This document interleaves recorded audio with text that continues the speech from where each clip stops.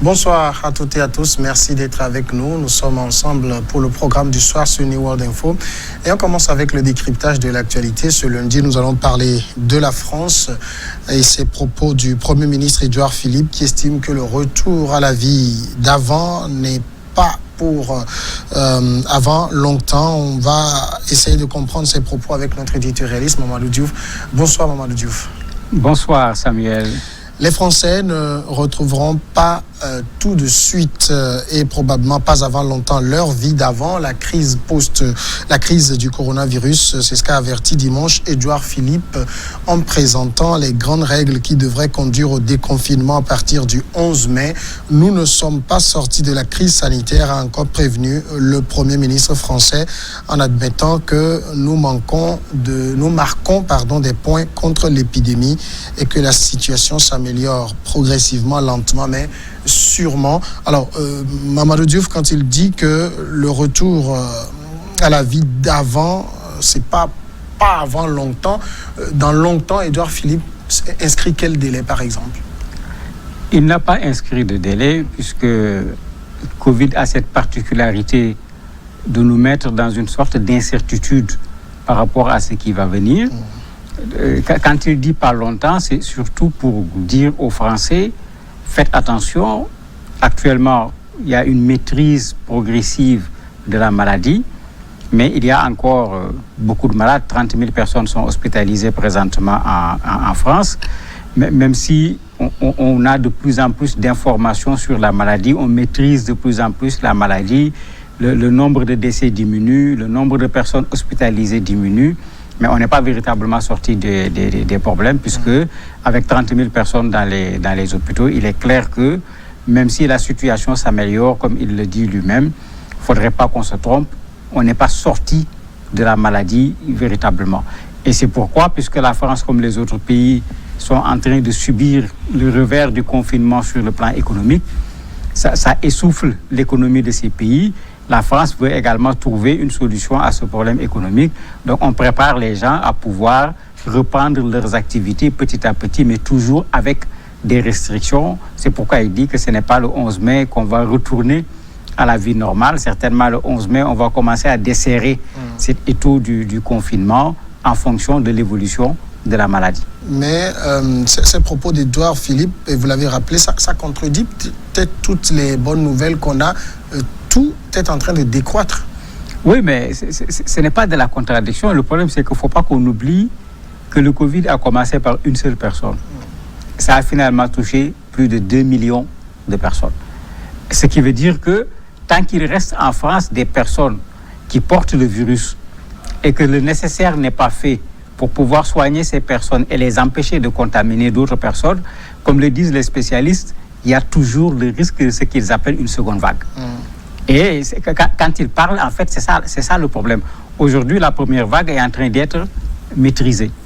Maintenant, comment sortir de la première vague sans que la sortie de la première vague ne se traduise par une seconde vague de contamination? C'est en fait ça la difficulté, et c'est pourquoi on a l'impression que non, ils nous disent ça va et puis ils veulent encore serrer. Non, ils ont des craintes et ils ont raison que quand on va commencer à laisser les gens sortir, qu'on ait des problèmes. Regardez les restrictions en France, mais il y a eu pratiquement 800 000 personnes qui ont été arrêtées par les forces de l'ordre pour n'avoir pas respecté telle ou telle consigne par rapport au confinement. Ce qui veut dire que malgré la communication, malgré tout ce qui a été fait, mais pas loin de 1 million de personnes se sont permis à la limite de faire des infractions et qui se sont retrouvés avec la police sur le dos. Si on va vers le déconfinement, si les gens se comportent de la sorte, il y a des risques effectivement pour qu'on soit en face d'une nouvelle phase avec cette maladie. Et quand ils ont fait la conférence de presse, on a fait venir même une dame qui est épidémiologue, qui expliquait, qui montrait aux gens les courbes en disant que mais, il faut qu'on en arrive à un point où 10 personnes malades contaminent 6 personnes. En ce moment, on va avoir la courbe qui va descendre progressivement et on pourra permettre progressivement, en fonction également de l'évolution, la réouverture d'un certain nombre de structures, mais réouverture toujours avec des conditions. Alors ça veut dire, ce que dit Édouard Philippe, c'est que le 11 mai, ce n'est pas la date du déconfinement total. Ah non, il a été très clair là-dessus. c'est à partir du 11 mai qu'il y aura certainement la réouverture en fonction de la situation au 11 mai, parce qu'il le dit à chaque fois. Il ne dit pas le 11 mai on va ouvrir, il dit que si la situation actuelle évolue jusqu'au 11 mai, puisqu'ils ont des courbes, ils ont leurs statistiques, ils considèrent qu'à partir de ce moment, un certain nombre de structures, un certain nombre d'activités vont pouvoir reprendre petit à petit. Et c'est pourquoi il dit que ce n'est pas le 11 mai qu'on va retourner directement à la vie normale. Il y aura un retour progressif, il y aura un retour contrôlé pour éviter que les quelques cas qui vont être là ne puissent créer une nouvelle vague de contamination qui va ramener les gens au confinement alors qu'on venait juste de sortir de ce confinement. Alors, en fixant la date du 11 mai, on suppose quand même qu'il y avait eu des calculs, il y avait des projections qui ont été faites. Oui, la projection, globalement, c'est 2 semaines. Mais sur les 2 semaines, il faut avoir maîtrisé les malades et laisser les 2 semaines avoir la chance de ne pas retrouver encore d'autres personnes. Parce que c'est ça la difficulté avec Covid. À chaque fois que vous retrouvez un nouveau cas, vos 2 semaines ne sont plus 2 semaines. Parce que ce cas a des contacts, il va falloir surveiller ces contacts encore sur 2 semaines pour voir qui fera la maladie, qui ne fera pas la maladie. De sorte qu'à chaque fois que vous avez un nouveau cas, le délai que vous aviez eu au départ est en train de s'en aller. C'est la même chose qui s'est passé avec Ebola, avec les 42 jours. Et on a vu comment plusieurs fois, on est passé 42 jours, tout récemment, c'était le cas avec la RDC.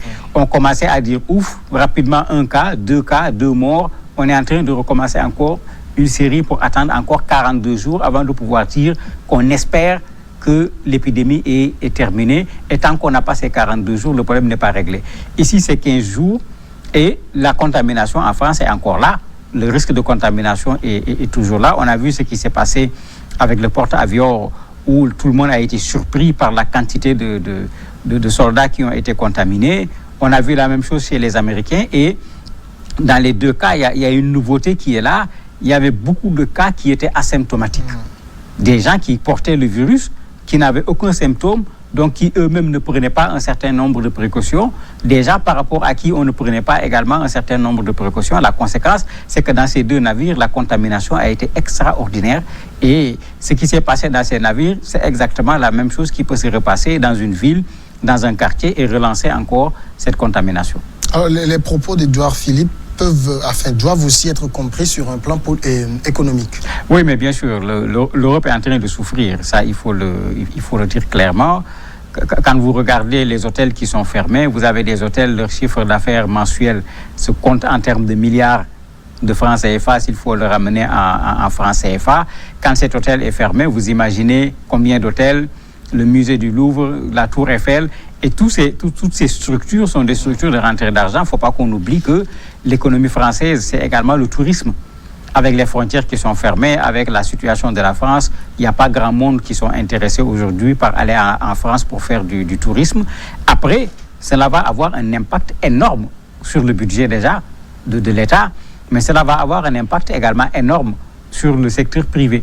Et raison pour laquelle, autant on essaie de juguler la maladie, autant on essaie également d'éviter qu'au lendemain de la maladie, qu'on se retrouve avec une crise économique qui ramène la France vers des souvenirs que la France ne souhaite pas revoir. Puisque actuellement, les gens disent que même ce qui se passe aujourd'hui déjà comme régression sur le plan économique, on n'a pas connu ça en France depuis 1945.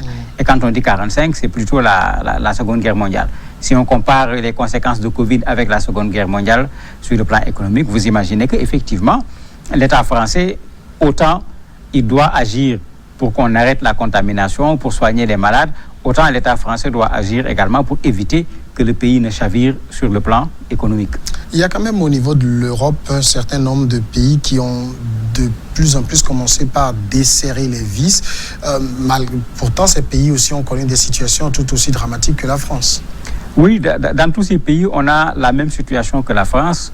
Le nombre de décès a chuté de moitié parfois, comme quand on prend le cas de l'Espagne, de l'Italie. Vous avez le cas de l'Allemagne qui est un cas particulier, puisque jusqu'à présent, le taux de mortalité au niveau de l'Allemagne a été beaucoup plus faible.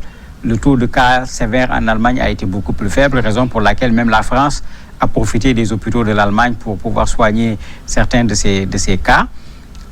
L'Allemagne commence à desserrer les taux, mais on a vu Angela Merkel être très claire en disant aux gens il faut être discipliné, il faut respecter les règles, parce qu'il il faut faire relancer l'économie du pays, mais il faut toujours contrôler également l'épidémie la pandémie plutôt, parce qu'elle n'est pas du tout terminée. En Italie, en Espagne, c'est la même chose. On a commencé à ouvrir petit à petit certaines écoles, certaines librairies, un certain nombre d'endroits qui font à peu près 800 mètres carrés au maximum. Et dans ces endroits, il y a des règles qui sont là pour entrer, pour sortir, le nombre de personnes qu'on doit recevoir en même temps. Tout ceci contribue au fait que, avec Covid, on a du mal à dire les choses s'arrêtent à telle date. Et si on continue à l'arrêter l'économie comme ça dans cette incertitude, après Covid, c'est une autre crise qui va s'installer. Donc aujourd'hui, en même temps que le combat pour lutter contre Covid, les gens sont en train d'anticiper sur les difficultés que Covid va laisser quand les gens en finiront avec cette pandémie. Donc, Édouard Philippe dit clairement aux Français, continuez par rester chez vous. Oui, particulièrement aux personnes âgées, puisqu'ils ont insisté davantage sur les personnes âgées, parce que dans l'expérience de la France, les personnes âgées ont payé un très lourd tribut au niveau de cela. Quand les journalistes ont posé la question, il a dit, bon, on ne va pas leur interdire de sortir, mais on leur demande de comprendre eux-mêmes la situation, de comprendre leur vulnérabilité par rapport à la maladie, pour qu'ils fassent preuve eux-mêmes de plus de discipline et qu'ils aient tendance à plus rester encore chez eux le temps que la pandémie passe véritablement. Pour les autres, on demande à ce qu'un certain nombre de règles soient respectées, la distanciation sociale, le port du masque, etc., comme on le voit dans plusieurs pays à travers le monde. Amadou Diouf, merci d'avoir répondu à nos questions. C'est moi qui vous remercie. Nous marquons la pause et juste après, on reçoit l'invité de ce lundi.